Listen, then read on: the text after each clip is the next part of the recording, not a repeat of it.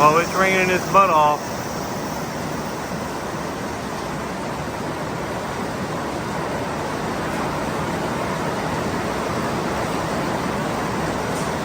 This would be good for the beans. It was starting to get dry. I think the corn's pretty much done, but this will help it a little bit later corn. But it is raining.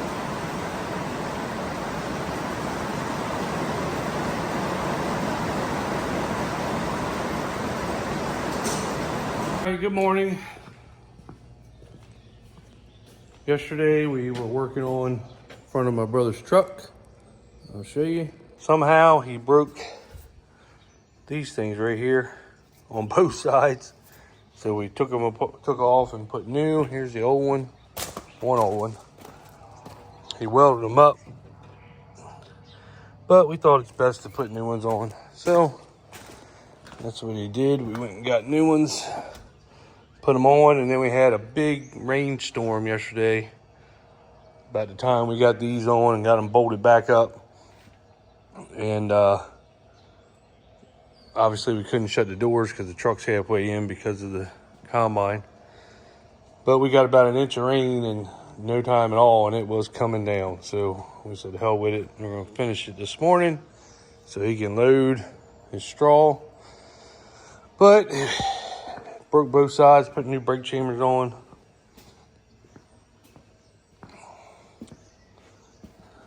There's the old one, we welded it. But like I said, put new ones on. So all we gotta do now is just put it back together. Pretty simple.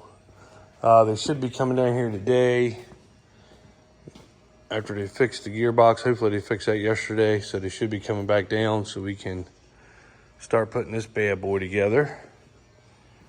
And then I have to take on wheat. We only run, they want you to run all small wire, but it's not enough holes for the wheat to fall through, and it chews the straw up pretty good. So we learned that if you run a small wire and then the two big round bars in it, that your yield actually increases because you got more room for your wheat to fall through, and it doesn't tear the straw up quite as bad, which I don't care about the straw, but it does a lot better at threshing and getting the wheat out and keeping a lot of wheat instead of losing a lot of wheat. So go ahead and unbolt the concave and get it prepped and ready, so when my brother gets here, he can just hand me the new. I'll take the one small wire out. He can hand me the one big wire for corn and soybeans and throw that in. That way that job is done. And really the combine settings, everything's pretty much done on it after that for corn. It's just a matter of getting this right here done. This is the road. It got the new deck plates and everything last year, but it got the rollers put on backwards for some dumb reason.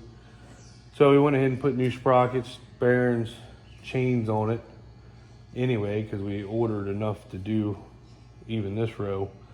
We got to put a new clutch on it because where it was spinning the wrong way, that they put on the wrong way, it messed the clutch up. So I got a new clutch down there. So as soon as they get here today, we're going to start knocking this out. This is a project I want to get done, and go ahead and move the combine out of here because it does take up a lot of room for doing other work. That is the plan today. All right, it is Friday afternoon.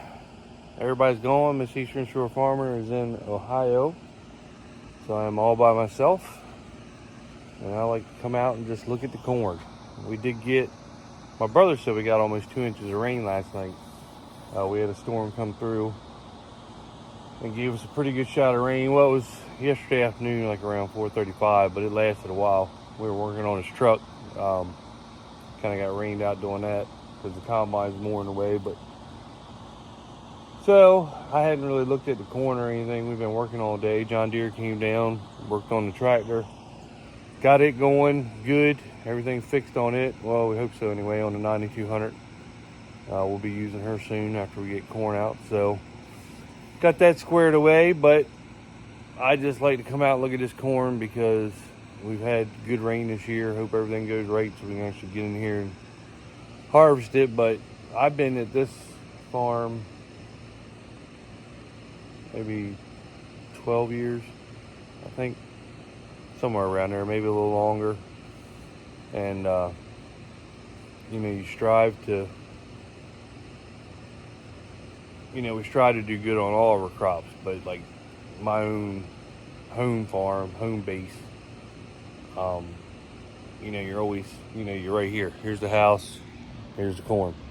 The yard actually used to go like way over, and I just kept planting closer and closer to make the yard smaller, I guess, from grass cutting. But I figure, why have all this yard when I can get 10 extra rows of corn or whatever in.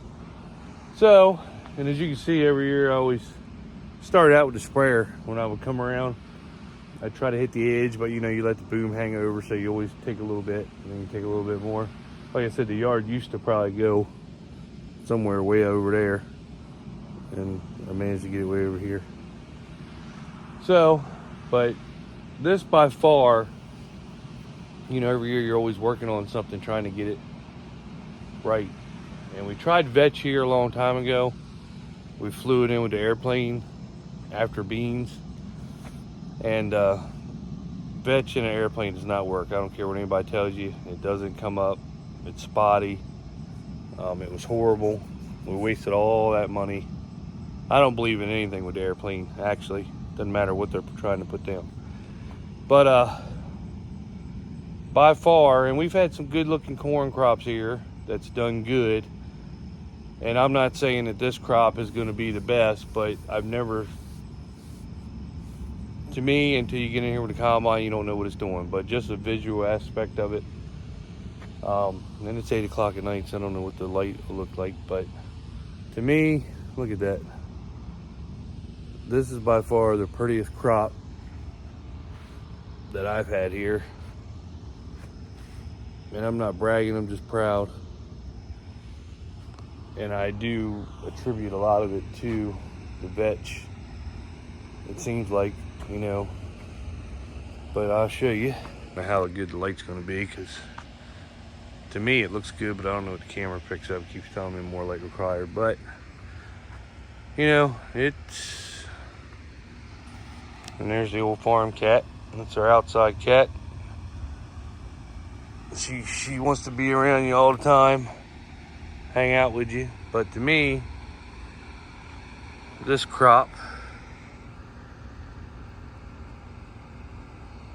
is the prettiest crop I've had here. And I mean, it's got some good ears on it. It's, 2 years on most of them anyway, but at least one big ear.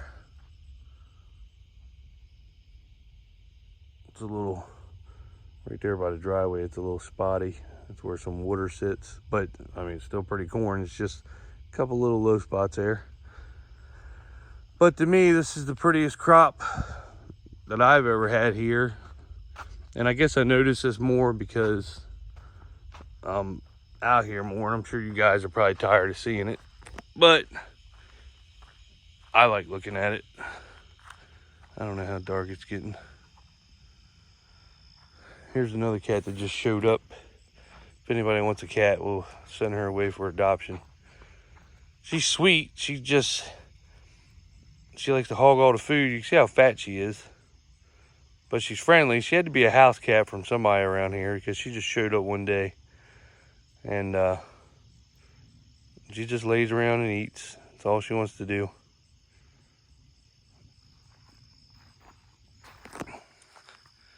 But I'm tickled with it. Tickled pink. I mean, like I said, I'm excited. And that's what's good about farming. You get excited to come in here and see what it's going to do. Like your reward from everything hard that you put into it. Now, these ain't probably the biggest ears that we got. Got some fields at the home farm that, you saw in another video. I mean, it's got some major ears, but for this being, it's got to be 50,000 plants.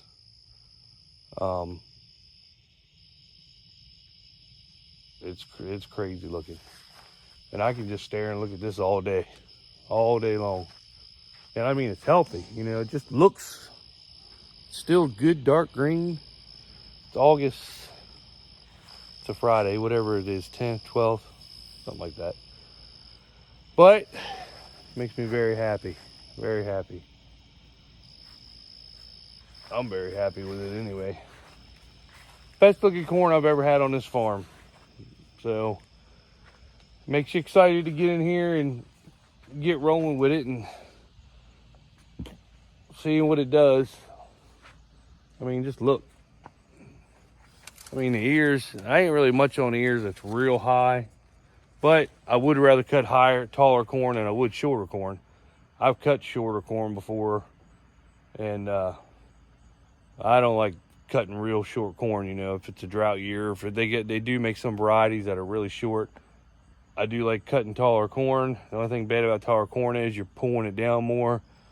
And I feel like, you know, with an ear this high, I mean, this is a 6 foot ear, and that's what a lot of them are, because it, you know, it's grown. This is that 1087 Seed Consultant, and it's really good corn. I mean, it's, you know, we planted 2 years in a row now, and it's by far, it's, you know, even with the other numbers and the rain that we've had, this corn is definitely just. And we do have this on another big farm out on the highway, and it has that Proven 40 on it, and that stuff, you know, I guess with that extra 40 pounds of nitrogen, it looks really good. But for some reason, this is taller here than it is over there. Now, it's still tall, but it just, in these inrows don't do, you know, justice just how tall they are. I mean that's got to be 12, 13, 14 foot corn. And like I said, you know, the tall corn, the only thing bad about the tall corn is if you let it get too dry and you run through with a combine, you'll have a lot of butt shelling, because you got that much more distance that you're pulling the whole stalk down. So it's got all that time to pick up speed as it's getting ready to go through the, you know, your gathering chains and everything, and bam, it hits them deck plates. And you know, it is a lot better than that. Now you can cut it higher, but then you got to deal with a lot of stalk residue left over. In my, you know, it's just my opinion. I mean, but it's just common sense, you know.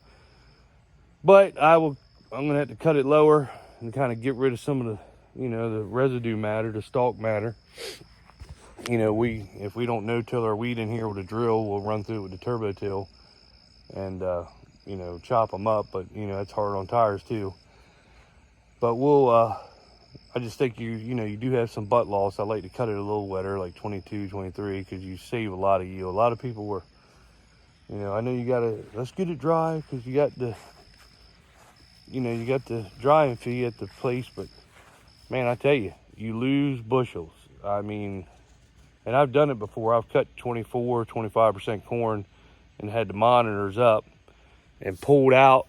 You know, I mean, it's nothing to cut 300 bushel corn on a good year and a good spot at 23, 24%. And then you pull out, you know, hey, it's too wet, let's pull out.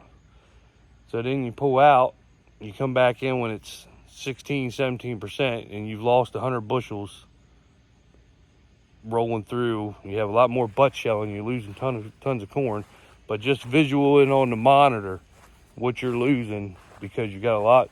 I mean, you don't realize how much butt shelling you're losing when you do that. And then it rolling around, hitting the auger before it actually goes through the combine. I'm a firm believer that 75 to 100 bushels more, a little bit wetter, really outweighs your drying fee. But it is what it is. So I just wanted to come out and look at the corn. It's just sitting here all by myself in the house, so I figured I'd come out here and check it out tonight. Not that you all care, but I figured I'd just show you. There's the sunset here in Snow Hill, Maryland. Just went down. Lights around the pool are starting to come on. I really want to get another one of those teepee or tiki house things and put on this side too. Build a bar up there, and that's what we're talking about doing. Something talking about doing something. Bring you all over here to the other side. It's getting kind of dark. I don't know how well you see, but pretty impressive for me. Here's one out in the stones. Look at this. Probably had to plant her down too soon, but 1, 2, and then you got, I mean, it's still right here, right in the stones. Look at that, that's just crazy. And that probably happened because a lot of the newer planters, you got to hit the quick start, and I don't feel like they plant as quick as the, you know, the old style planters. When you put the planters down, you get going, it automatically plants. The newer planters, when you start setting them down, always you got to hit the quick start button.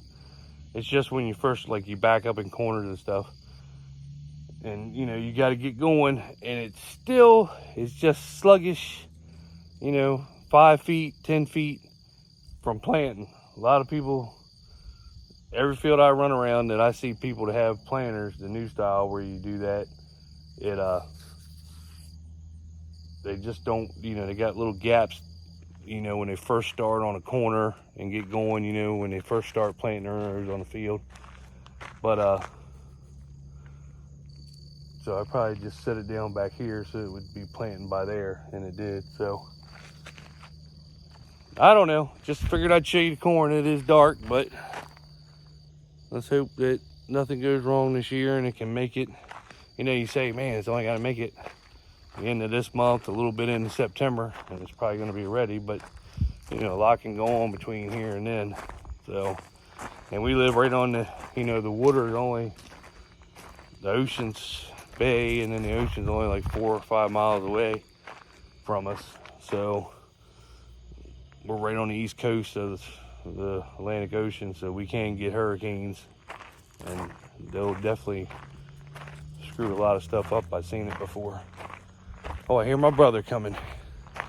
Here, Rizzo, let me put you on here. I'm gonna flip the camera around. I hear him coming with a load of straw. You can hear him coming down the highway. You know, see him zooming and by. Just fixed this truck today, so we'll see how all the new parts hold up. There he comes, you can hear him.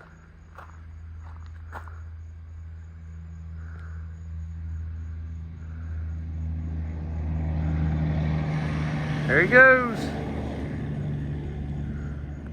There he goes. My boy is rolling, boy. So, about 2.5 hours up to Avondale. He unloads himself at nighttime. Yeah, it probably takes 15 minutes to unload it, and then he rolls back. So it's about a 5.5 hour round trip, I guess. So, see her? She's ready for food. So, look, now I got the other one. Here she comes too. So I'm gonna feed them. See you. All right, good afternoon. It's Saturday. I just got done cutting all the grass. It's like 92 degrees out, but I didn't want to fool with it tomorrow, just in case the boss lady wants to go out on the boat. So I cut it all today, and it is hot. So I just wanted to show you what we did to the 9200. And once again, I'm upset about this too, because about 1.5 years ago, 2 years ago, we've had problems with her starting all the time. And come to find out, the Land Tractor, not the one that we're dealing with now, Land Tractor, but a different Land Tractor, put the wrong starter on. So we've been, you know, and I shouldn't have to go behind these guys and see if they're doing it right, because you think they know. I don't know. They say this is a starter. I say, okay.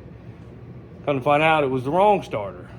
So he came down and put the right starter on it and put a new box on it, because the other guy that did it never put the cover on. Said he'd be back to do it, never did it. It corroded, so he put a new one of them on. He put a new check valve in here and a check valve at the back of the motor. And because when she sits for a long time, it's like she loses her fuel, and she just turns over constantly. She won't start. So we put the check valves on thinking she's draining her fuel back, and if that doesn't fix it, this is an aftermarket thing right here, strainer. So it collects all the stuff in it. So this is on here, but he said that he thinks maybe when she sits for a long time, the fuel filter kind of drains back and it goes into the fuel tank. So he's gonna put a check valve here, and then we'll just connect this, shorten this up and connect it if that problem persists.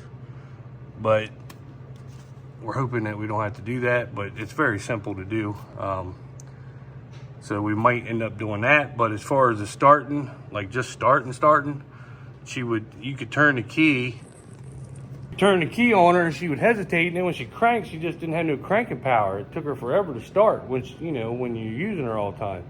We'll come to find out the wrong starter was on it. The other starter was only half the size of this one. He said it takes a lot to turn these big motors over. So now you get in there with a new starter, turn the key. I mean, you don't even get the key barely all the way turned. It fires right up just like that. So old big girl is ready to go to work. So yeah, this thing right here is probably going to be going. We got a Turbo Max coming. So kind of excited about that, where we can angle the blades and stuff like that. Because when we first got the Turbo 2, we didn't use it much. And then we just started using it all the time. I mean, we used it for everything. So they are nice. Love them to death. They do an excellent job at smoothing ground. But we're hoping the Turbo Max, you know, kind of moves that dirt a little bit better. As far as like chopping up stalks and all that, I think it'll do a little bit better. So we'll see. It's a 30-foot one too. So we got all the big stuff to pull it. So I'd rather have a 30-foot. This thing here probably handle a 35 or maybe a 40, but at least a 35, I know. But we got a 30 because the other two tractors normally hook up to it every once in a while. So we want to have something that everything can pull, but we do want the max width that we can pull everything with. You're out there, I don't want to have to go over a field and make more swipes than I have to when you got a piece of equipment that can pull something and you're pulling a little teeny something little. I'd rather get it done and save fuel, save time. I mean, time's what's valuable. That's what you don't get back. You can always refill your fuel tank up, but you don't get your time back. And the older you get, the more I want to go do things with her and do things with, you know, the kids. And we got grandkids. So the quicker we can get everything done, the better everything is. You know, get the crops out as quick as we can, other crops in, and getting on whatever you're gonna do. So, but yeah, she's probably going. We'll know Monday anyway. So, but yeah, she's ready to go. I got to just top the hydraulic fluid off a little bit, and she's ready to work. So the problem there, she does have one other issue. We noticed when you got the computer in it with the auto steer. Well, Dad even did it without the computer. When she's going down the field, all of a sudden she'll kick it out, and the codes will come up. I just didn't know what the code was, so we think it's a steering valve underneath the floor. We thought it only did it with the GPS in there, but without the GPS in there, it still does it. So, but that valve's like $1,500. So he wants to wait because she had 2 or 3 different codes on her, and some of them were probably the starting issues. But Steve wants to wait until we actually get using her, and then when she does it, messes up that one time, I can punch the code up and tell him exactly what it is, so he knows exactly what it is, so we're not just spending money on stuff that we don't need to. And that's what I like about him. He don't like making you waste money. You know, he fixes it right, but he doesn't go overboard and, you know, scam on the hours or fix a bunch of different stuff that doesn't need to be fixed on it. That's what Steve's a good guy. I like him. And everything that he's touched so far that was messed up from everybody else has been fixed, and that makes me happy.